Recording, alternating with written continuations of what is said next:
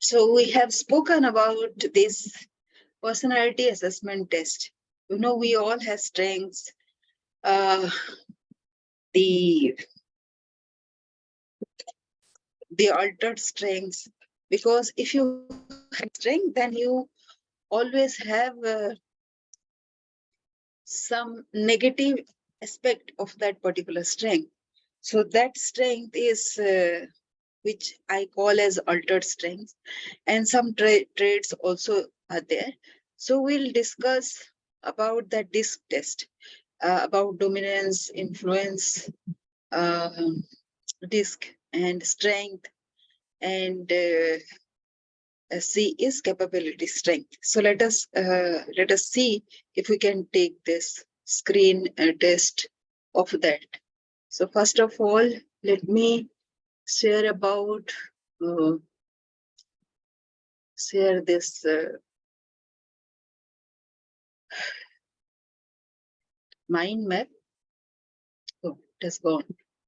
The moment you click on the mind map, it goes, right? So let me again show the mind map that is there.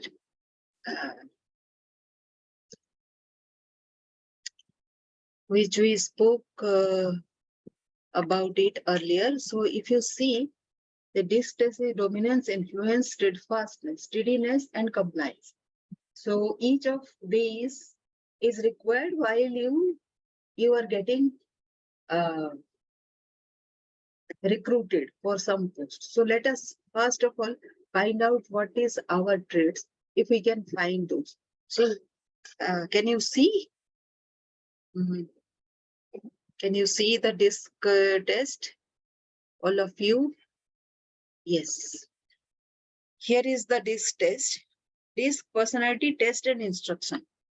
So select the one description that you consider most likely you are. So there will be description, and let us start the DISC test. So out of these, which one is yours? People look up to me. I tend to be a kind person. I accept life as it comes. People say I have a strong personality. So I'll say this one. Second is, I find it difficult to relax. I have a very wide circle of friends. I'm always ready to help others. I like to behave correctly. So this one is mine. Oh, this one's. Oh, for each of it, you have to say yes or no. People look up to me. Yes. I tend to be a kind person. Yes. So one of this you can just accept. So this one is mine. And this I am taking test according to my own thing. I tend to do what I am told. I like things to be very neat and tidy. People can't put me down. I enjoy having fun. So, which is the most likely one? Yes. I respect my elders and those in authority. I am always willing to do new things, to take a risk. I believe things will go well. I am always willing to help. So, this is the one I choose. I am a neat and orderly person. I am very active both at work and play. I am a very calm and placid person. I generally get my own way. Uh, what should I choose? This one is the best thing. Next is, I am very contented with life. I tend to trust people. I like peace and quiet. I have a very positive attitude.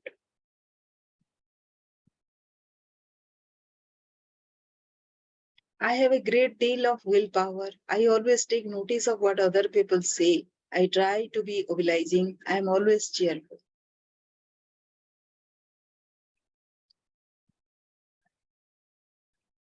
I am self-confident.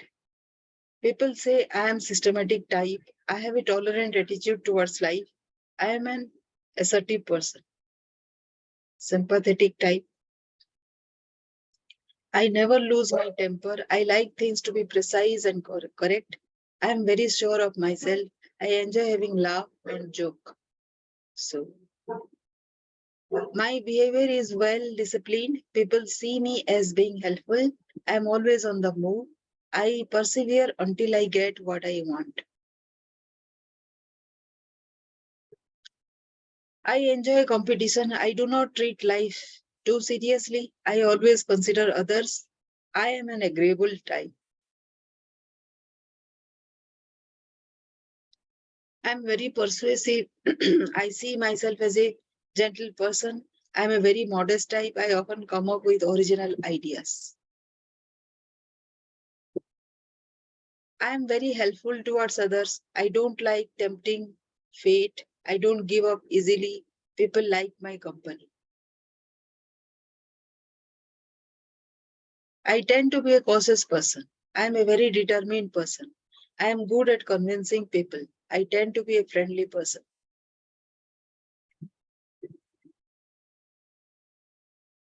I don't scare easily. People find my company stimulating. I am always willing to follow orders. I am a rather shy person. I am very willing to change my opinion. I like a good argument. I tend to be an easygoing type. I always look on the bright side of life. I am a very social sort of person. I am very patient. I am a very self-sufficient sort of person. I rarely raise my voice. I am always ready and willing. I am always keen to try new things. I don't like arguments. People describe me as high spirited. I enjoy taking a chance. I tend to be very receptive to other people's ideas. I am always polite and courageous. I am a moderate rather than an extreme person.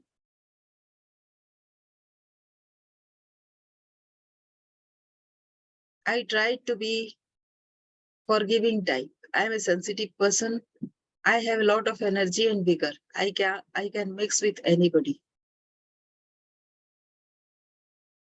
I enjoy chatting with people. I control my emotions.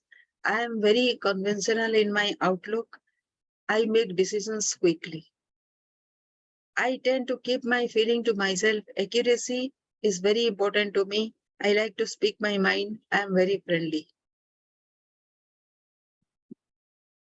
I like to handle things with diplomacy. I am very daring. Most people find me acceptable. I feel satisfied with life. I am obedient. I am always willing to have a go. Loyalty is one of my strengths. I have a good deal of charm. I tend to be an aggressive type. I'm good fun and have a lot of personality. People tend to see me as an easy touch. I tend to be rather timid. I am good at motivating people. Patience is one of my major strengths. I am careful to say the right thing. I have strong desire to win.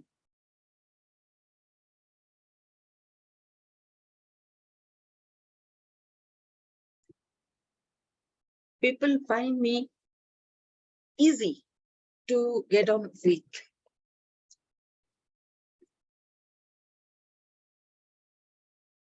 I get a lot of satisfaction from helping others. I always think things through. I prefer to get things done rather than later. I am good at analyzing situations. I get restless quickly. I think about how my decisions might affect others. People see me as relaxed and easygoing.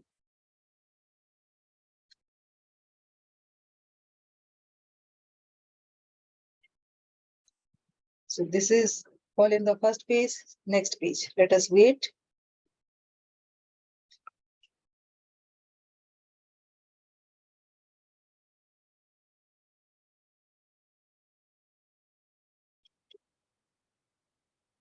Let us see what is not entered properly.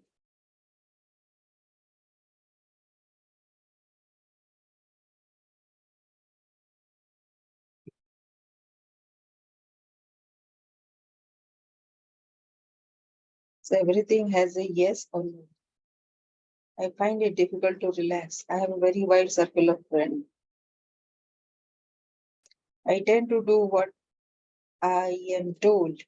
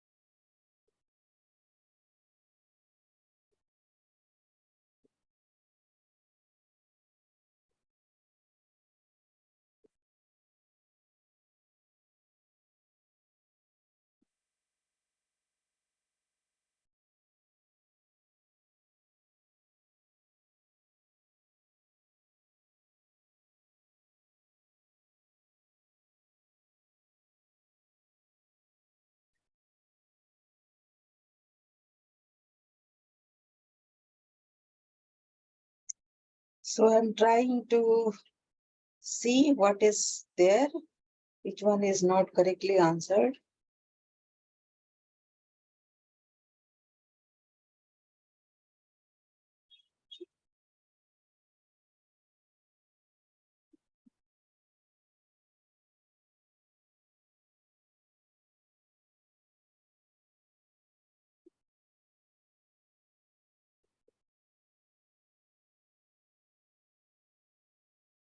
Three, 4, 5, 6, 7, 8, 9.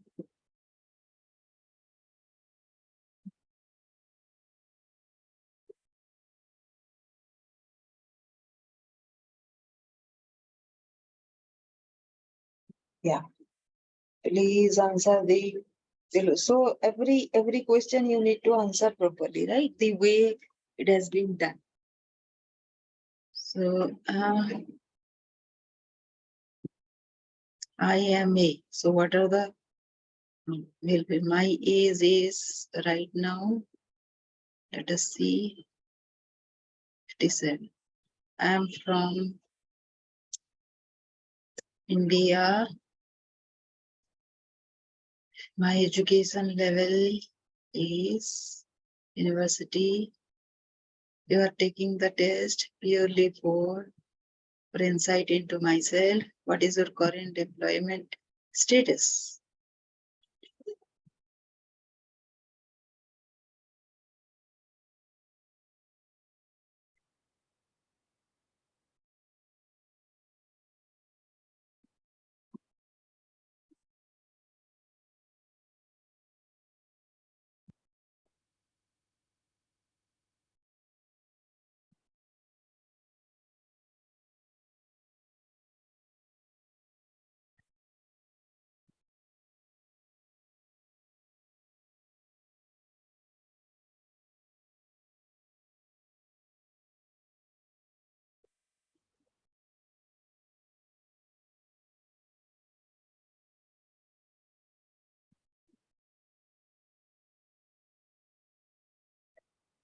Vice President.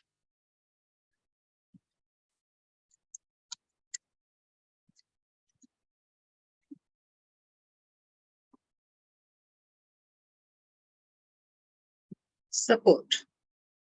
Next.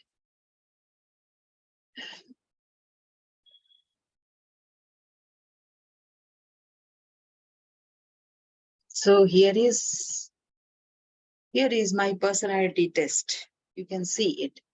Your specific distribution scores on the DISC personality test is an indication of a unique personality. You can think of your DISC personality as DNA. In the pie chart below, you see your distribution of scores. The highest percentage is likely to be your most dominant personality factor. And I'm a dominant type. The second highest, your next most dominant personality factor, and so on. As such, for you, the DISC factors are ordered as dominance, compliance, steadiness, and influence. So you can see the test here. So my influence is 10%, compliance is 24%, dominance is 53%, which is my dominant thing, and steadiness is 14%. What does it mean? Dominance describes the way you deal with problems, assert yourself, and control situations. Influence is describe the way you deal with people, the way you communicate and relate to others. Steadiness describes your temperament, patience, persistence, and thoughtfulness. Compliance is describe how you approach and organize your activity, procedures, and responsibilities. So let us see. You have a strong inner motivation to assertively create and implement new ideas. You handle pressure well. You strive for excellence and expect others to do the same. You are innovative but tend to avoid risk taking. Disc patterns or profiles. So your personal and extended disc report is ready so that we can get. So We can purchase that, but initially we got ourselves, right? This test also told us about this thing. Without buying those kind of tests, those kind of things also, we could do. And there are other tests also, competency test, personality test. But we can use this also to outline what kind of person we are. And that is all that we need to know about ourselves. These tests are not absolutely correct. So don't go for those kind of uh, assessment. But yes, this gives a very good idea about what kind of personality you are, right? So let us go, and while this is there,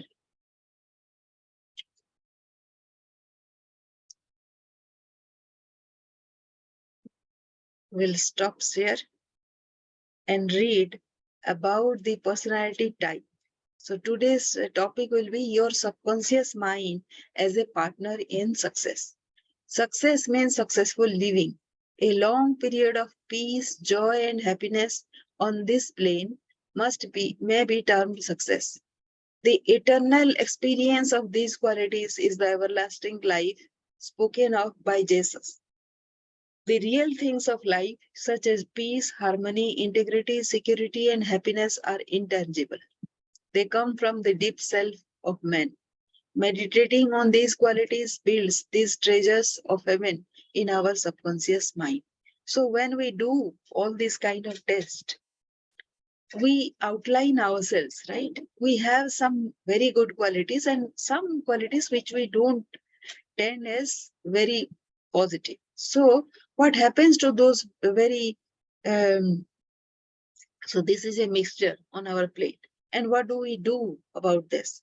The three steps to success, uh, the happiness thing. So bliss is the ultimate thing that we are looking whether we achieve something or not. Now, how do we do that? We have always outlined our achievements as to be happiness, right? So irrespective of everything, we need to be happy. And if we are creating positive thing and impacting in a positive way, taking responsibility, these are the qualities that we need to give to ourselves. So the three steps to success are: the first step to success is to find out the thing you love to do, then to do it. Success is in loving your work.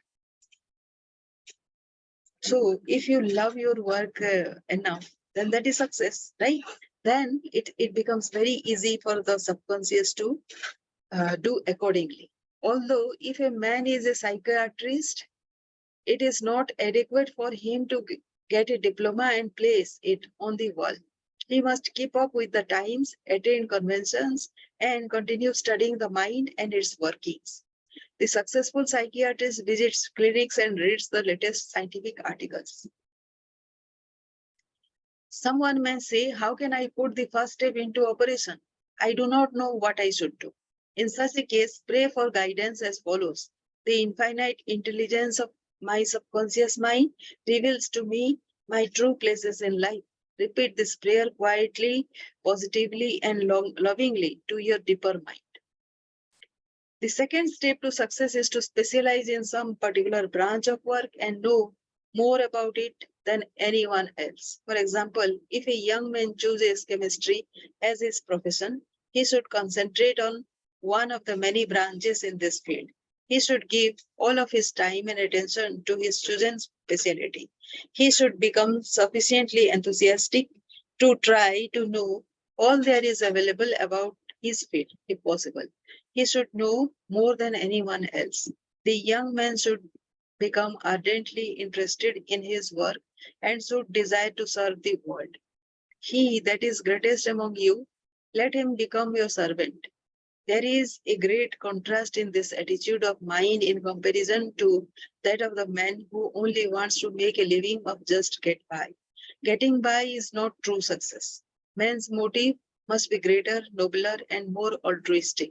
He must serve others, thereby casting his bread upon the waters. The third step is the most important one. You must be sure that the thing you want to do does not redound to your success only. Your desire must not be selfish. It must benefit humanity. The path of a complete circuit must be formed. In other words, your idea must go forth with the purpose of blessing or serving the world. The measure of true success is, some people may say, but Mr. James made a fortune in selling fraudulent oil stock. A man may seem to succeed for a while, but the money he obtained by fraud usually takes wings and flies away. So, what we think and feel, we create. We create what we believe. Even though a man may have accumulated a fortune fraudulently, he is not successful. There is no success without peace of mind. What good is man's accumulated wealth if he cannot sleep nights, is sick, or has a guilt complex? I knew a man in London who told me of his exploits. He had been a professional pickpocket and had amassed a large amount of money. He had a summer home in France and lived in a royal fashion in England. His story was that he was in constant dread of being arrested by Scotland Yard. He had many inner disorders, which were undoubtedly caused by his constant fear and deep seated guilt complex. He knew he had done wrong. This deep sense of guilt attracted all kinds of trouble to him. Subsequently, he voluntarily surrendered to the police and served a prison sentence. After his release from prison, he sought psychological and spiritual counsel and became transformed. He went to work and became an honest, law abiding citizen. He found what he loved to do and was happy. A successful person loves his work and expresses himself fully. Success is contingent upon a higher ideal than the mere accumulation of riches. The man of success is the man who possesses great psychological and spiritual understanding. Many of the great industrialists today depend upon the correct use of their subconscious minds for their success. There was an article published some years ago about Flagler, an oil magnate. He admitted that the secret of his success was his ability to see a project in its completion. For instance, in his case, he closed his eyes, imagined a big oil industry, saw trains running on tracks, heard whistles blowing, and saw smoke. Having seen and felt the fulfillment of his prayer, his subconscious mind brought about its realization. If you imagine an objective clearly, you will be provided with the necessities in ways you know not of through the wonder working power of your subconscious mind. In considering the three steps to success, you must never forget the underlying power of the creative forces of your subconscious mind. This is energy in all back of all steps in any plan of success. Your thought is creative. Thought fused with feeling becomes a subjective faith or belief, and according to your belief is it done unto you. Knowledge of mighty force in you, which is capable of bringing to pass all your desires, gives you confidence and a sense of peace. Whatever your field of action may be, you should learn the laws of your subconscious mind. When you know how to apply the powers of your mind, and when you are expressing yourself fully and giving of your talents to others, you are on the sure path to true success. If you are about God's business or any part of it, God, by his very nature, is for you. So, who can be against you? With this understanding, there is no power in heaven or on earth to withhold success from you. How he made his dream come true. A movie actor told me that he had very little education, but he had a dream as a boy of becoming a successful movie actor. Out in the field mowing hay, driving the cows home, or even while when milking them, he said, I would constantly imagine I saw my name in big lights at a large theater. I kept this up for years until finally I ran away from home. I got extra jobs in the motion picture field, and the day finally came when I saw my name in great big lights, as I did when I was a boy. Then he added, I know the power of sustained imagination to bring success. His dream pharmacy became a reality. 30 years ago, I knew a young pharmacist who was receiving $40 a week plus commission on sales.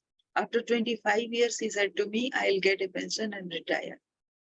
He said to this young man, why don't you own your own store? Get out of this place, raise your sights, have a dream for your children. Maybe your son wants to be a doctor. Perhaps your daughter desires to be a great musician.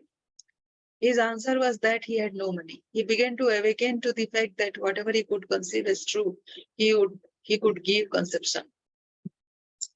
The first step towards his goal was his awakening to the powers of his subconscious mind, which I briefly elaborated on for his benefit. His second step was his realization that if he could succeed in conveying an idea to his subconscious mind, the latter would somehow bring it to pass. He began to imagine that he was in his own store. He mentally arranged the bottles, dispensed prescriptions, and imagined several clerks in the store waiting on customers. He also visualized a big bank balance. Mentally, he worked in that imaginary store. Like a good actor, he lived the role. Act as though I am, and I will be. This pharmacist put himself wholeheartedly into the act, living, moving, and acting on the assumption that he owned the store. The sequel was interesting. He was discharged from his position. He found new employment with a large chain store, became manager, and later on district manager. He saved enough money in 4 years to provide a down payment on a drugstore of his own. He called it his dream pharmacy. It was, he said, exactly the store I saw in my imagination. He became a recognized success in his chosen field and was happy doing what he loved to do. Using the subconscious mind in business. Some years ago, I gave a lecture to a group of businessmen on the power of imagination and the subconscious mind. In this lecture, I pointed out how Goethe used his imagination wisely when he confronted with difficulties and predicaments. His biographers point out that he was accustomed to fill many hours quietly holding imaginary conversations. It is well known that his custom was to imagine one of his friends before him in a chair answering him in the right way. In other words, if he were concerned about over any problems, he imagined his friend giving him the right or appropriate answer, accompanied with the usual gestures and tonal qualities of the voice. And he made the entire imaginary scene as real and as vivid as possible. So, what that disc test, when it gives you the dominance, when it has given me the dominance of things, that also describes a lot of attributes about me. I'm very attribute, very dominating, and whenever I work, I kind of, I'm not very submissive. That is what, right? So, is it required to be submissive? So, when it is required to be submissive, compliance is the second thing that I do. So, I do according to whatever is the. So, if you look at a very negative way, then it becomes like the compliance subject is 14% out of that, and the next is influence is the lowest, right? So I, with the dominance, of course, whether there is this influence goes about it or not, but very convinced about what I do. And okay, one of the men present at this lecture was a young stockbroker. He proceeded to adopt the technique of Goethe. He began to have mental, imaginary conversations with a multi-millionaire banker, friend of his, who used to congratulate him on his wise and sound judgment and compliment him on his purchase of the right stocks. He used to dramatize this imaginary conversation until he had psychologically fixed it as a form of belief in his mind. So this was a um, so this person who actually wanted me to be below the person he favored with. So he identified all my negative qualities and he put me down in a place where I couldn't resist. Well,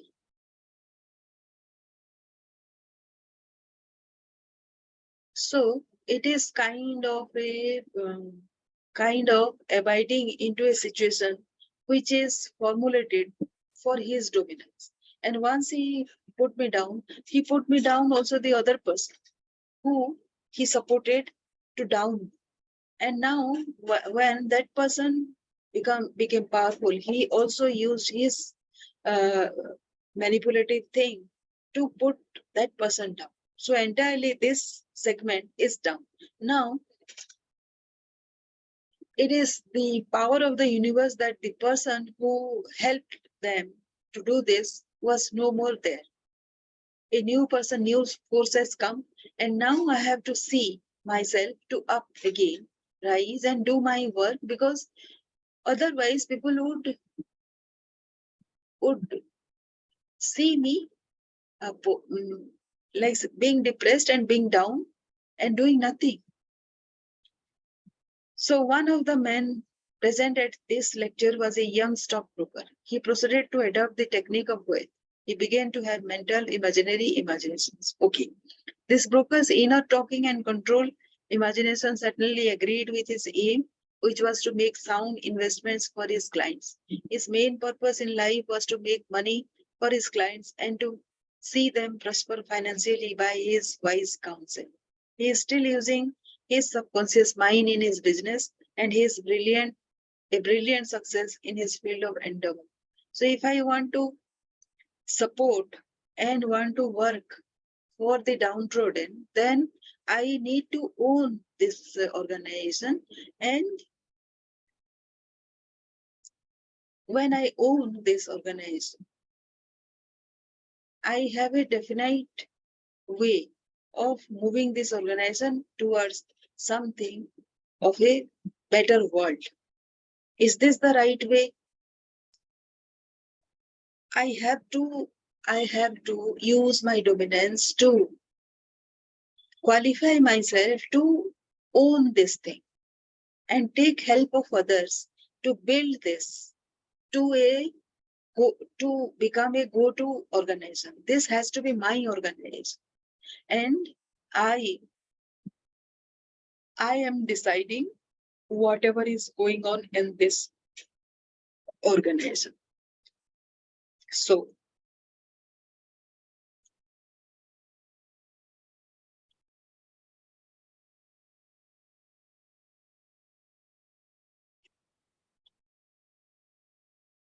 let us see how we can do that.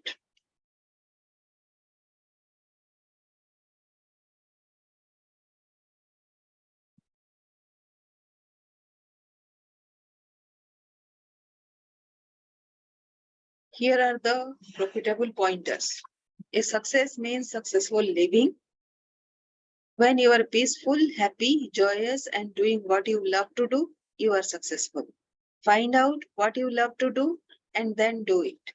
If you don't know your true expression, ask for guidance and the lead will come. Specialize in your particular field and try to know more about it than anyone else. A successful man is not selfish. His main desire in life is to serve humanity. There is no true success without peace of mind. A successful man possesses great psychological and spiritual understanding.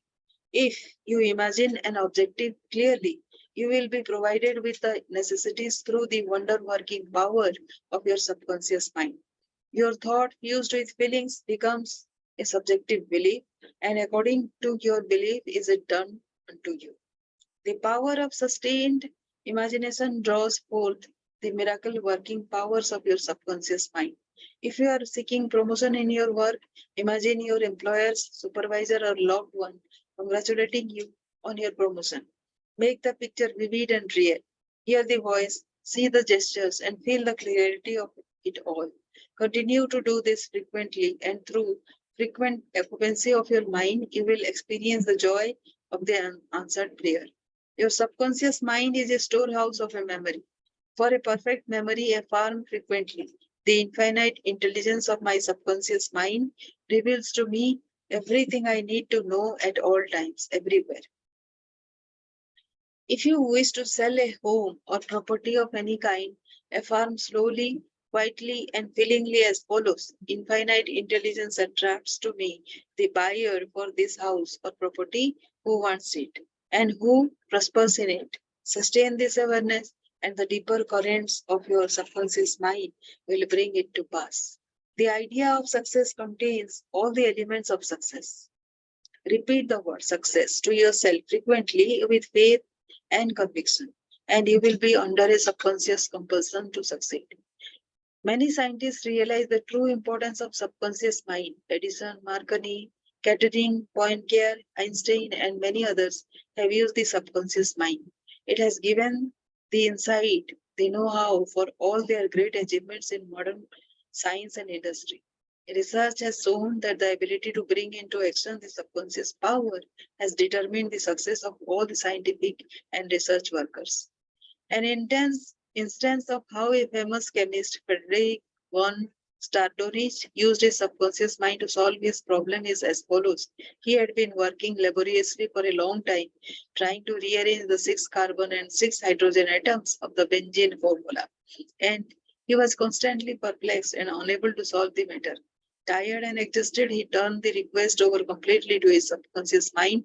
Shortly afterward, as he was about to board a London bus, a subconscious presented his conscious mind with a sudden flash of a snake biting its spoon tail and turning around like a pinwheel. This answer from his subconscious mind gave him the long short answer of the circular arrangement of the atoms. That is known as the benzene ring. How a distinguished scientist brought forth this invention. Nikola Tesla was a brilliant electrical scientist who brought forth the most amazing innovations. When an idea for a few new invention came into his mind, he would build it up in his imagination, knowing that his subconscious mind would reconstruct and reveal to his conscious mind all the parts needed for its manufacture in concrete form. Through quietly contemplating every possible improvement, he spent no time in correcting defects and was able to give the technicians the perfect product of his mind. He said, invariably, my device works as I imagine it should. In 20 years, there has not been a single exception. How a famous naturalist solved his problem. Professor Agassiz, a distinguished American naturalist, discovered the indefatigable activities of his subconscious mind while he slept. His widow, in her biography of her famous husband, has reported the following. He had been for 2 weeks striving to decipher the somewhat obscure impression of a fossil fish on the stone slab in which it was preserved. Weary and perplexed, he put his work aside at last and tried to dismiss it from his mind. Shortly after, he waked one night persuaded that while asleep he had seen his fish with all the missing features perfectly restored. But when he tried to hold and make fast the image, it escaped him. Nevertheless, he went early to the Jardin des Plantes, thinking that on looking anew at the impression he should see something which would put him on the track of his vision. In vain. The blurred record was as black as ever. The next night he saw the fish again, but with no more satisfactory result.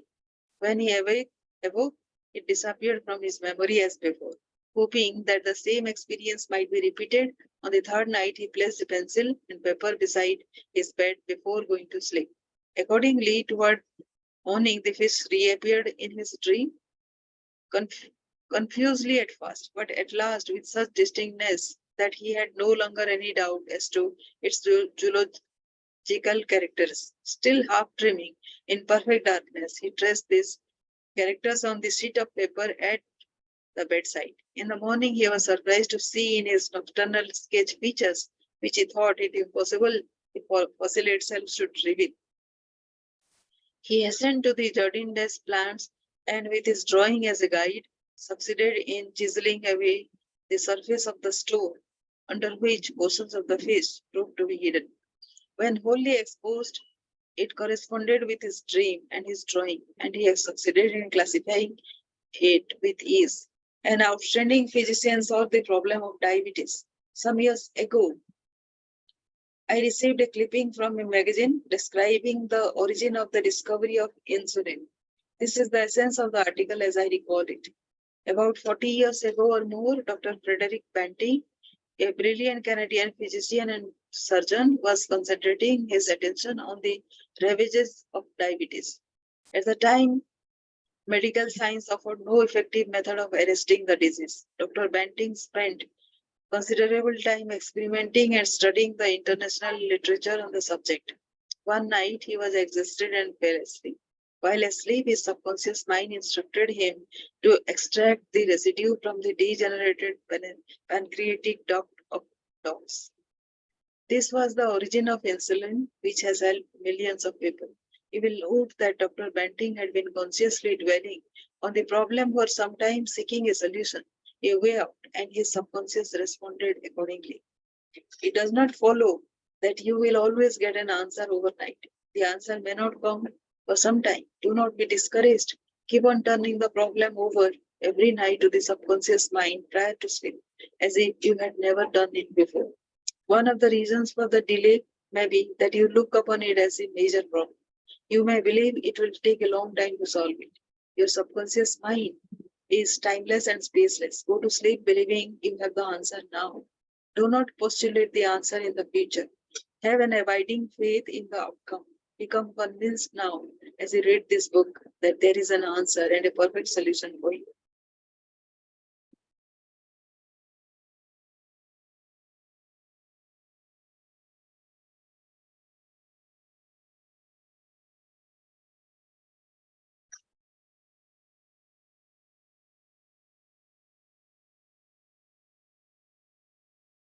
How to receive guidance from your subconscious. When you have what you term a difficult decision to make, or when you fail to see the solution to your problem, begin at once to think constructively about it. If you are fearful and worried, you are not really thinking. True thinking is free from fear. Here is a simple technique you can use to receive guidance on any subject. Quiet the mind and still the body. Tell the body to relax. It has to obey you. It has no volition, initiative, or self conscious intelligence. Your body is an emotional disk which records your beliefs and impressions. Mobilize your attention, focus your thought on the solution to your problem. Try to solve it with your conscious mind. Think how happy you would be about the perfect solution. Sense the feeling you would have if the perfect answer were yours now. Let your mind play with this mode in a relaxed way. Then drop off to sleep.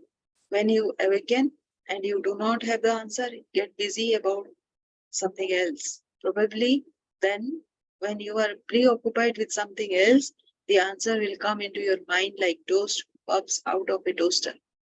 In receiving guidance from the subconscious mind, the simple way is the best. This is an illustration. I once lost a valuable ring, which was an heirloom. I looked everywhere for it and could not locate it.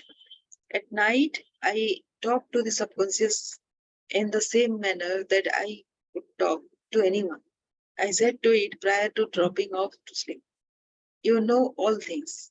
You know where the ring is, and you now reveal to me where it is. In the morning, I awake suddenly with the words ringing in my ear, ask Robert. I thought it very strange that I should ask Robert, a young boy, about 9 years of age. However, I followed the inner voice of intuition. Robert said, oh yes, I picked it up in the yard while I was playing with the boys. I placed it on the desk in my room. I did not think it worth anything, so I did not say anything about it. The subconscious mind will always answer you if you trust it. His subconscious revealed the location of his father's will. A young man who attends my lectures had this experience. His father died and apparently left no will. However, this man's sister told him that their father had confided to her that a will had been executed, which was fair to all. Every attempt to locate the will failed. Prior to sleep, he talked to his deeper mind as follows. I now turn this request over the subconscious mind. It knows just where that will is and reveals it to me. Then he condensed his request down to one word, answer, repeating it over and over again as a lullaby. He lulled himself to sleep with the word answer. The next morning, this young man had an overpowering urge to go to a certain bank in Los Angeles where he found a safe deposit vault registered in the name of his father, the contents of which solved all his problems. Your thought, as you go to sleep, arouses the powerful latency which is within you.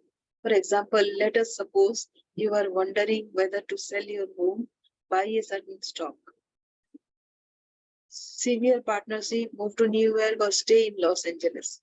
Dissolve the present contract or take a new one. Do this. Sit quietly in your armchair or at the desk in your office. Remember that there is a universal law of action and reaction. The action is your thought. The reaction is the response from your subconscious mind. The subconscious mind is reactive and reflexive. This is its nature. It rebounds, rewards, and repays. It is the law of correspondence. It responds by corresponding. As you contemplate right action, you will automatically experience a reaction or response in yourself, which represents the guidance or answer of your subconscious mind. In seeking guidance, you simply think quietly about right action, which means that you are using the infinite intelligence resident in the subconscious mind to the point where it begins to use you. From there on, your course of action is directed and controlled by the subjective wisdom within you, which is all wise and omnipotent. Your decision will be right. There will only be right action because you are under a subjective compulsion to do the right thing. I use the word compulsion because the law of the subconscious is compulsion. The secret of guidance. The secret of guidance of right action is to mentally devote yourself to the right answer until you find its response in you. The response is a feeling, an inner awareness, and an overpowering hunch whereby you know that you know. You have used the power to the point where it begins to use you. You cannot possibly fail or make one false step while operating under the subjective wisdom within you. You will find that all your ways are presentness and all your paths are peace. Highlights to recall. Remember that the subconscious mind has determined the success and wonderful achievements of all great scientific workers. By giving your conscious attention and devotion to the solution of a perplexing problem, your subconscious mind gathers all the necessary information and presents it full blown to the conscious mind. If you are wondering about the answer to a problem, try to solve it objectively. Get all the information you can from research and also from others. If no answer comes, turn it over to your subconscious mind prior to sleep, and the answer always comes. It never fails. You do not always get the answer overnight. Keep on turning your request over to your subconscious until the day breaks and the shadows play away. You delay the answer by thinking it will take a long time, or that is a major problem. Your subconscious has no problem, it knows only the answer. Believe that you have the answer now. Feel the joy of the answer and the way you would feel if you had the perfect answer. Your subconscious will respond to your feeling. Any mental picture backed by faith and perseverance will come to pass through the miracle working power of your subconscious. Trust it, believe in its power, and wonder will happen as you pray. Your subconscious is the storehouse of memory, and within your subconscious are recorded all your experiences since childhood.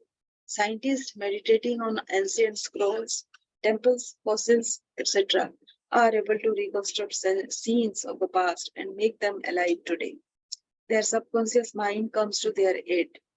Turn over your request for a solution to your subconscious prior to sleep. Trust it and believe in it, and the answer will come. It knows all and sees all, but you must not doubt or question its powers. The action is your thought, and the reaction is the response of your subconscious mind. If your thoughts are wise, your actions and decisions will be wise. Guidance comes as a feeling, an inner awareness, an overpowering hunch, whereby you know that you know. It is an inner sense of touch. Follow it. So let us follow the inner touch that is there inside you. So know your tendencies first, and then you can go on and surrender to the subconscious to work in your favor. So first of all is the this test that we have done. We'll do other tests also in the subsequent videos. Thank you for watching.